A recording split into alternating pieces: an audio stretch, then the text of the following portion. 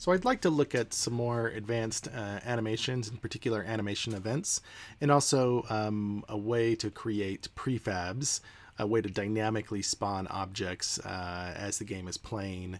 And we're going to do this with some animations, and I'm going to use a sprite sheet that looks like it was pulled from an old Street Fighter game. And so some of you may know this, some of you may not. I think there's modern versions of this, but it was really popular when I was a teenager. So this sprite sheet has a bunch of sprites in it, and I'm going to start by, first, of course, this is just an empty game object, as you can see. I called him Ryu because that's the character's name. And I'm going to go ahead and add an animator to it. And once I have the animator, I'm going to go ahead and create an animator controller. We will call this Ryu controller. And go back to Ryu here, and I'm going to get my Ryu controller and drop it on here so that it's connected to my animator, and then this will allow me to, it'll update the sprite for it. Now I've just put a default sprite in there so that he shows up on my scene.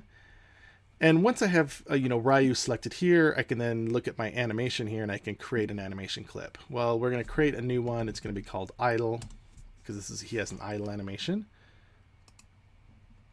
And it is the first, I think it's the first 5 frames. And let's stretch these out to be a little bit longer. And now let's take a play. Let's play it and look at it. So that looks pretty reasonable. I think that's, pretty much how the animation looked in the game. So there's his idle animation. And then we want to add a new clip. So I'm going to just do the drop down box here. Click on create new clip. And then I'm going to call this fireball, because he can shoot a fireball. Now the fireball animation is located a little bit further down where the fireball itself is located. And let's take a look here. I believe it's a few animations. So this, and this. Looks like it's 5 frames also. And we will drag this out to, there we go. We'll take a look at it. Yep, that looks pretty good. The one thing I'm going to do, though, because I know, he usually sort of pauses at the end before he switches back to his idle state. I'm going to click on the fireball object here itself, and I'm going to turn off loop time. This will give me an animation that just completes to the end and doesn't loop over and over again. So whatever happens in my transition, once that ends, I really want it to go back to a previous state. Now let's take a look at the animator for Ryu. And we're going to scroll in a little bit. So yep, on entry we want to start in idle, and then I'm going to right click, create a transition to the fireball, right click, create a transition back to idle. And from here, I'm going to set up things so that the fireball, transitions out of idle. And the way I'm going to do that is by setting a parameter, and this parameter is going to be called, I don't know, fireball. How about that? Pretty clever. Okay, it's going to be a bool. Oops, I typed it in the search there. Fireball. And by default, it's going to be off. And so in order to transition, first of all, I want to not have an exit time. I want to sort of transition immediately. And then I'm going to add a condition, and the fireball is going to be set to true. When it's true, it's going to transition to fireball. And then to transition out, I want to set this to false. And I'm going to turn off my exit time also. And so then in theory, I should be able to transition. Now I'm going to move this back over here just so I can click on my parameter and take a look at what's going on in my game itself. I notice that my person's not showing up, which implies to me that my position in my character is not right. So I'm going to go ahead and move it to 0, 0, 0 so he shows up, and then I'll hit play. Now I'll come back to the animator, and I'm going to click on fireball to make it true. And then yes, he shoots the fireball. In theory, something's going to turn that off, and then he'll go back to his idle state. Okay, so we have a few things going on here. I'm going to create now I'm going to create the actual fireball, And I'm going to do that by creating a second object here. So I'm going to just say 2D object. It's going to be a sprite. And we're going to call this, of course, Fireball. This actually had a name in the game. And I'm going to also come over here to Fireball, and I'm going to look for the frames of the Fireball. And I believe this is the first frame, so I'm going to drop it in here. And then my Fireball is going to, of course, need to have animation with it. Oops, I'm sorry, not an animation. Let's remove that component. An Animator. And I want to also create a new Animator controller, and we will call this Fireball controller. And then this Fireball controller, we're going to drag to here.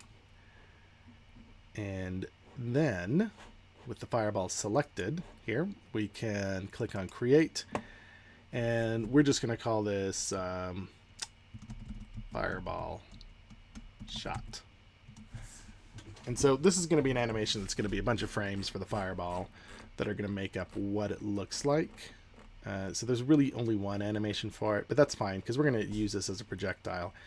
And it starts here and it goes through here. So we're going to drag these and drop them here. And then because of the way I split up the sprites, there's actually another set of sprites a little bit further down, which I believe is this one. Nope, that's not that one. It's this one. So we'll drag that one and add it. Then we'll go back. Sorry about this. This is just, I just want it to look good. And then it ends with these. Like this, just about. We'll drag those. We'll get these all straightened out here shortly. And I believe that this is the last one. All right, so let's try and get these fixed up a little bit. Just to show you what the animation is going to look like. Something like this. And then it will in theory, be destroyed at the end. So, but in the same respect, you know, we don't necessarily need this to repeat. So I'm going to go ahead and go to the Fireball shot, and I'm going to turn it off on looping so that it doesn't repeat. We should be sure to destroy it.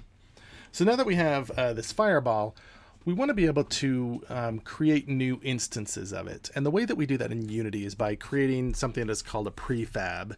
So prefab is like a template object. And we do that by, you know, creating an object just inside the game. And, you know, we have all the properties set on it. And so far, there's a lot of things that are set on it. We're going to want to add a script so that it moves. And so we'll do that. But then once we're done with that, we're going to grab it and we will drag it down to here. So notice I dragged it to the to the project folder. And then that's what it creates the prefab. If I notice here, the prefab here is blue. It's sort of this light blue color. And it's just showing me, you know, like what it looks like in the scene. And in the scene, it's basically as if I have created one of these. So anytime you see a blue highlighted object or a blue colored object, you know that it was created by a prefab. So I'm going to go ahead and just destroy this because I don't actually need it in my scene anymore. And now everything I can do with this prefab down here. So if I want to add a component to it, I can still do it. Remember, I have to have this selected. I'm going to say add component, and I'm going to say new script. And we will call this fire script.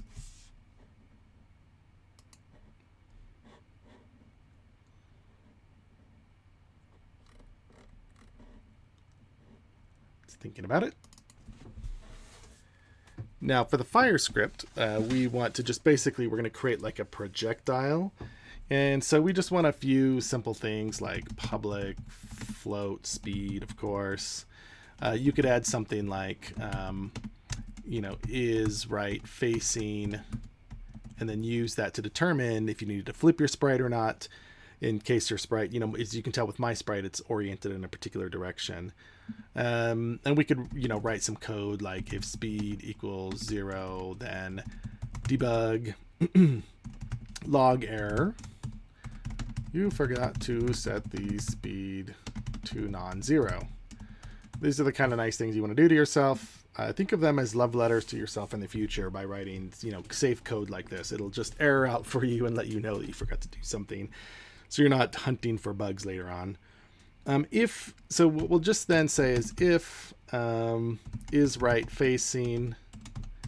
So in other words, if it's already right facing, then we're going to go ahead and transform this vector by doing a translation. So translate, and we will say new vector 3, speed times time delta time 0, 0. So this will just, in essence, move it at whatever speed we've given it to the right, and then otherwise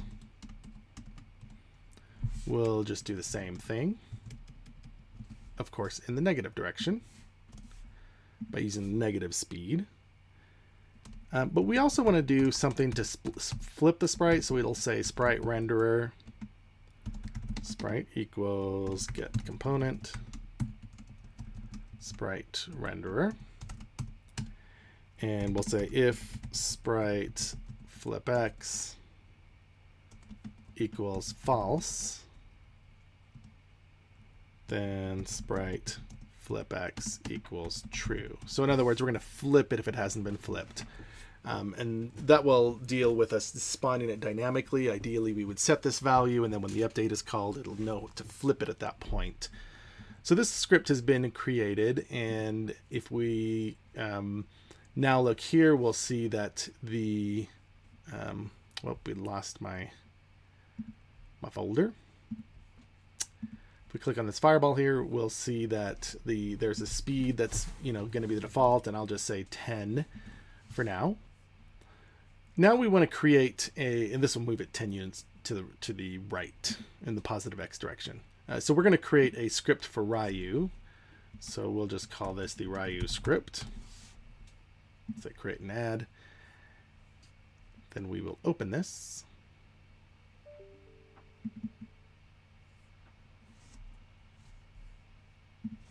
And the first thing that we want to do is get a game object, and we will call this the fireball.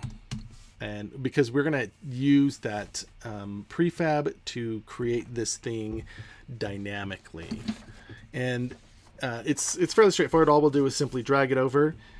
So let's just do another little simple check here. So if fireball equals null, then debug log error, you forgot to set the prefab.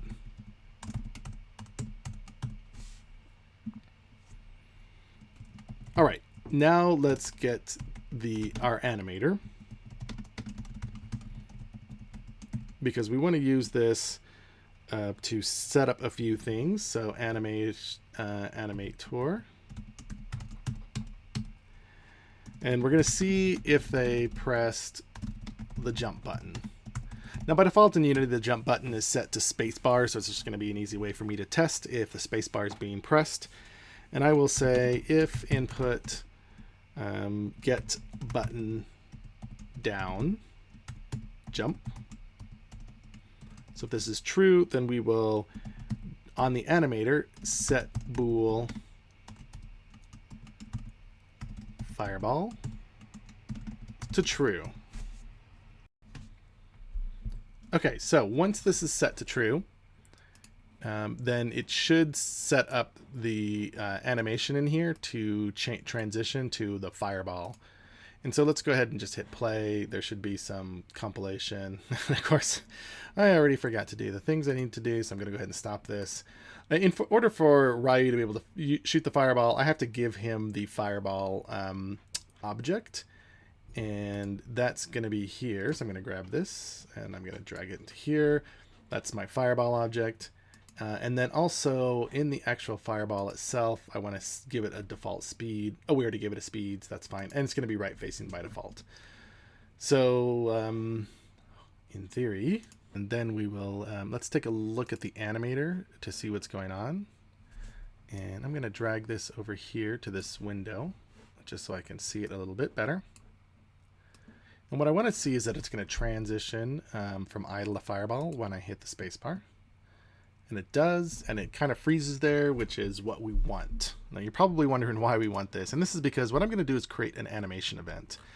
And these animation events are going to allow me to determine like what happens when this fireball state gets to the end. So if I come over here to his animation and I click on fireball, and then I look at my frames, let's go back to my scene, and we can sort of go through these frames to look at it. This is the frame he's at the end. And I actually want to add a second frame that duplicates that one. So I'm going to go down here and grab this one. I think he needs just one more frame at 110. Now, what I'd like to do is at this time period, at 1, I want to create an animation event. So I'm going to say add animation event. And what I did is I just right-clicked on here. I can also click on this little button here, add event, by clicking on it like that. And then it's going to ask me for the function to select. And I'm going to add a second event at 110. So the first event I'm going to do is going to spawn my prefab. So if I look at my code here, I lost my code. So let's go back to my hierarchy, click on Ryu, and bring up my window. I'm going to create a new function. Now these functions have to be public. And this one will be called spawn fireball. And as an it needs a return type. I'm sorry, void. And as an argument, it's going to take an object. It can take multiple things. I'm just going to call this null object because I'm going to not pass anything to it. And then what I'm going to do is say game object obj equals game object instantiate. And the kind of thing I want to create is a game object, of course. And I'm going to use the fireball as the prefab, right? You notice this doesn't have a special type. It's just a game object. So this will spawn everything that was set up for the fireball prefab. And then I'm also going to destroy this object, not immediately. If I just did this, it would destroy it immediately, and that would be pointless. But I'm going to say 2 seconds later. So this time here tells us that it's going to, how long it's going to take before it destroys it. I also want another function that I'm just going to call switch transition. And again, I'm going to pass in, I'm just going to give it an empty object. But what I want it to do is to switch my transition back to my previous component. I'm sorry, back to my previous state. So animator. Then we'll say anim set bool fireball. And this time we'll set it to false. So the idea here is that we're going to spawn 2 events. The first event here, that's going to happen at 1 o'clock, time period 1, will be spawn fireball. And then just a fraction of a bit of time later here, we will spawn a second event. Hit the 70 there. Click on new event. And we are going to call switch transition. And then this should, in theory, at the end of this animation, it's going to fire an event that's going to cause it to transition back to the idle state. This way I won't be stuck. So if you notice here, like it doesn't change my actual animation, but what's going to happen is when it hits here, it's going to call spawn fireball, and when it hits here, it's going to call switch transition. So let's hit play, and we're going to take a look at this just to make sure we know what's happening. Click on my animator. Now I'm going to hit my space bar. Oh, I have to click in here, hit my space bar. It transitions. Oh, good. Look at that. There you go. There we go. It comes back. And so you know, it is remaining in the last transition, but the question is, why did it not fire the fireball? So we want to take a look at that to figure out what's going on. Go back to the Ryu script and take a look at what's going on. Spawn fireball is just going to instantiate it, and then it should create the fireball. So let's look at the fireball itself and understand what is happening.